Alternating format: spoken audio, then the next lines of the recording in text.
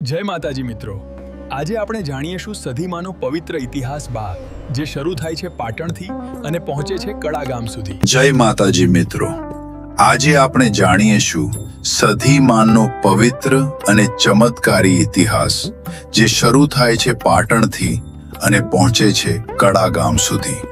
આ માત્ર એક વાર્તા નથી, પરંતુ શ્રદ્ધા, શક્તિ અને ભક્તિનું જીવંત ઉદાહરણ છે। પાટણ ગુજરાતનું એક પ્રાચીન અને ઐતિહાસિક શહેર છે। સોલંકી રાજાઓના સમયમાં આ શહેર ખૂબ જ સમૃદ્ધ અને પ્રખ્યાત હતું। અહીં રાણી કી વાવ જેવી વિશ્વ પ્રસિદ્ધ રચના આવેલી છે અને સરસ્વતી નદીના કિનારે અનેક ધાર્મિક કથાઓ જન્મી છે। આ જ પવિત્ર ધરતી પર સધીમાનની કથા પણ જોડાયેલી છે। કહેવાય છે કે સધીમાં સિંધ પ્રદેશમાંથી આવી હતી। તેઓ બાળપણથી જ દિવ્ય શક્તિઓ ધરાવતી અને ભક્તિમાં લીન રહેતી હતી। તેમની અંદર માતા શક્તિનો અંશ હતો, જેના કારણે લોકો તેમને દેવી રૂપે માનવા લાગ્યા। એક દિવસ સધીમાનની 250 ભેંસો પાટણ વિસ્તારમાં આવી ગઈ।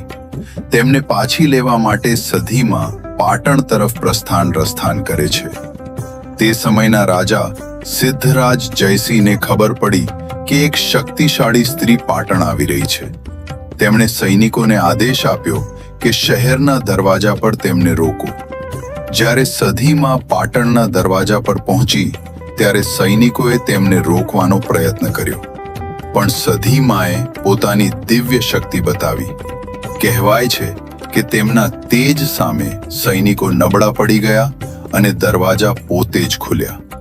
આ દ્રશ્ય જોઈને લોકો આશ્ચર્યચકિત થઈ ગયા। સધીમાં સીધી પાટણમાં પ્રવેશ કરે છે અને પોતાની ભેંસો પાછી મેળવી લે છે। તેમની શક્તિ અને આત્મવિશ્વાસ જોઈને રાજા પણ ચકિત થઈ જાય છે। અમારી YouTube ચેનલ સબસ્ક્રાઇબ કરજો।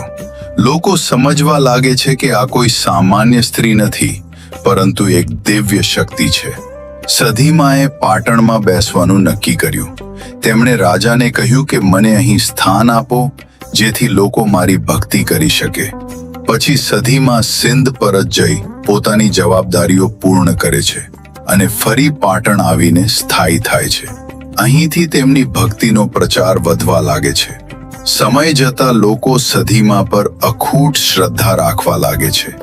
કહેવાય છે કે જે કોઈ પણ સચ્ચા દિલથી પ્રાર્થના કરે તેની ઈચ્છા પૂર્ણ થાય છે। તેમના મંદિરમાં ભક્તો મોટી સંખ્યામાં આવવા લાગે છે। એક દિવસ કડાગામના વીરભણ રાવલને ખબર પડે છે કે સધીમાં પાટણમાં છે। તે ભક્તિભાવથી પ્રાર્થના કરે છે કે સધીમાં તેમના ગામ કડા આવે। સધીમાં તેની ભક્તિથી પ્રસન્ન થાય છે। સધીમાં એક શરત મૂકે છે, તમે આગળ ચાલશો અને હું પાછળ આવીશ, પરંતુ રસ્તામાં ક્યાંય અટકશો નહીં। વીરભણ રાવલ આ શરત સ્વીકારી લે છે। યાત્રા શરૂ થાય છે। વીરભણ આગળ ચાલે છે અને સધીમાં પાછળથી આવે છે। આ યાત્રા એક આધ્યાત્મિક અને ભક્તિપૂર્ણ માર્ગ બની જાય છે। જ્યારે કડાગામ નજીક આવે છે ત્યારે વીરભણ રાવલ થાકી જાય છે। તે થોડું આરામ કરવા માટે એક વૃક્ષ નીચે બેસી જાય છે અને અહીં જ શરત તૂટી જાય છે। શરત તૂટતા જ સધીમાં ત્યાં જ રોકાઈ જાય છે।